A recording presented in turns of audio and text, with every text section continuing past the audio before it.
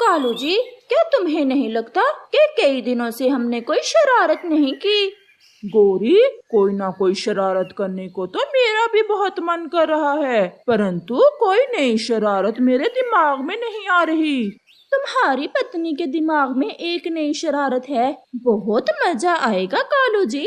गौरी, जल्दी जल्दी बताओ, कोई ऐसी शरारत बताओ जिससे सब पक्षी तंग हों। मुझे तो सारे पक्षियों को तंग करने में बहुत मजा आता है। कालू जी, क्यों न हम चिड़िया के घर जाएं और उसे डरावनी आत्मा बनकर डराएं। अगर चिड़िया को पता चल गया तो फिर? हम पहले चिड़िया के घर का दरवाजा बाहर से बंद कर देंगे ताकि चिड़िया अपने घर से बाहर न निकल सके, और फिर खिड़की से चिड़िया को डराएंगे और चिड़िया से भोजन मांगेंगे। ये बात तो मेरे भी दिमाग में ना थी, हम ऐसा ही करेंगे। अब जल्दी चलो, आधी रात है, सब पक्षी अपने अपने घरों में सो रहे हैं। फिर कालू कौवा और गोरी कौवी वहाँ से चले जाते हैं। कालू जी, पहले मैं डराती हूँ। उठो चिड़िया, उठो चिड़िया, आज तुम्हारा समय आ गया है। मैं शैतानी आत्मा हूँ और मुझे एक पक्षी खाना है आज। मम्मा मम्मा, खिड़की से कोई आवाज दे रहा है। सो जाओ कुकू बेटा, आप कोई सपना देख रहे होंगे। इस समय हमें कौन आवाज देगा? गोरी फिर से बोलती है, ये सपना नहीं है चिड़िया, मैं डरावनी आत्मा हूँ और तुम्हें खाने आई हूँ। मैं तुम्हें भी खा जाऊंगी और तुम्हारे इस छोटे बेटे को भी। कुकू, भागो बेटा, जल्दी उठो, भागो, ये तो कोई आत्मा है।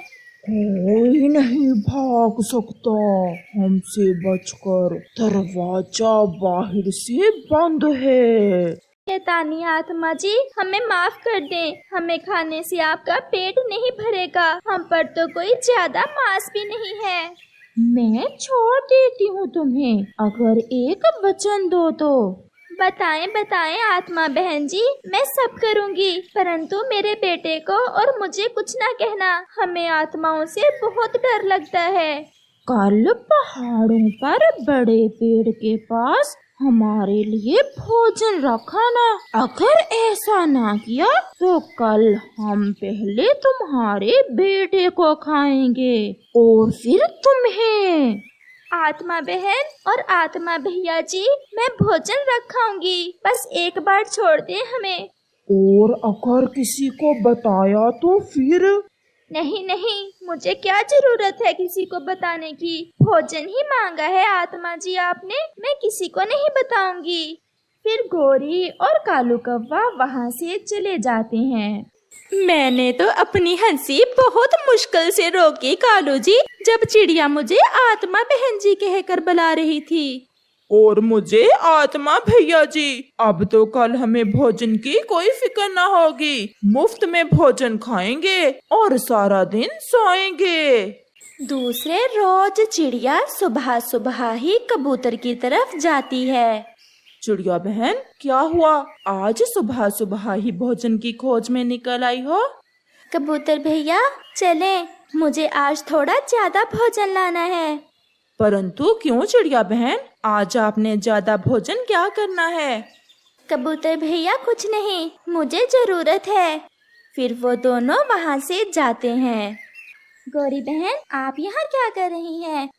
मैं तो नदी से पानी पी कर आई थी, घर जा रही थी, तुम्हें देखा तो यहाँ चली आई। चिड़िया बहन, आज रात मैं और कालू जी सोए हुए थे कि हमें किसी आत्मा की डरावनी आवाज आई। वो आत्मा कालू से थोड़ा सा खून मांग रही थी पीने को।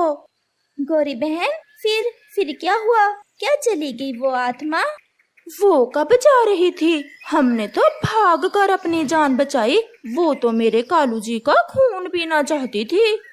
कबूतर और गौरी, वो आत्मा तो रात को मेरे घर में भी आई थी और मुझे भी खाने वाली थी। वो तो उसे दया आ गई मुझ पर और फिर बोली कि मैं अगर कुछ भोजन पहाड़ों पर रखाऊं तो फिर वो मुझे छोड़ देगी। मैं नहीं डरता ऐसी आत्माओं से। तुम तो खुद एक डरावनी आत्मा लगती हो कबूतर। और ये मीठा मीठा सेब कहाँ से ढूंढ लिया? हमें तो पूरे जंगल में नहीं मिलता ऐसा सेब। कल मेरी बहन आ रही है मुझसे मिलने, मैं ये सेब अपनी बहन के लिए लेकर जा रहा हूँ। ऐसे ही शाम भी हो जाती है।